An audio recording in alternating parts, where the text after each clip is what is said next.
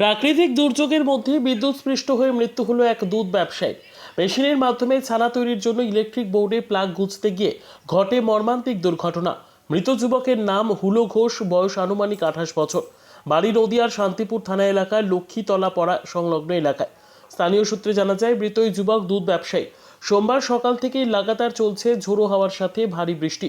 এরই মধ্যে ছানা তৈরির জন্য ওই যুবক ইলেকট্রিক বোর্ডে মেশিনের প্লাগ গুঁজতে যায়, আর সেখানেই বিদ্যুৎস্পৃষ্ট হয় যুবক।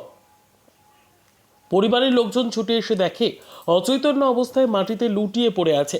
সাথে সাথে নিয়ে যাওয়া হয় শান্তিপুর স্টেট জেনারেল হাসপাতালে। যদিও শেষ রক্ষা আর হয়নি। চিকিৎসকরা মৃত বলে ঘোষণা করে। এরপরই মৃতদেহটি উদ্ধার করে শান্তিপুর থানার পুলিশ ময়নাতদন্তের জন্য পাঠায় রানাঘাট মহকুমা হাসপাতালে। কিভাবে ঘটেছিল ঘটনা?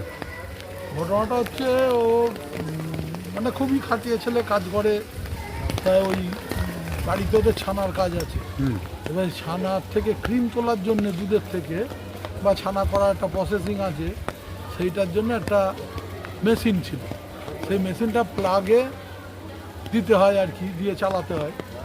এবার প্লাগে প্লাগটা যেই ভরেছে সঙ্গে সঙ্গে কারেন্ট মারে। তখন ওখানে তো কেউ ছিল না। পরবর্তীতে ওর মা বুঝতে পেরেছে, আওয়াজ শুনে সঙ্গে সঙ্গে গিয়ে দেখে, সবাই গিয়েছে ছুটে, সবাই শুনেছে, গিয়ে দেখে সঙ্গে সঙ্গে স্পট ডেট। তবে হাসপাতালে নিয়ে আসে। তারপর হসপিটালে নিয়ে আসা হয়। কি নাম ছেলেটা? কি নাম ছেলেটা? নাম হচ্ছে, ভালো নামটা কি জানি বলে ডাকি। আচ্ছা, বাড়ি কোথায়? ঘোষ, হুলো ঘোষ। বাড়ি হচ্ছে লক্ষ্মীতলা বা ঘুরপেতে পাড়া। বয়স কত হবে? বয়স এই 28-30। কখন হয়েছে ঘটনা?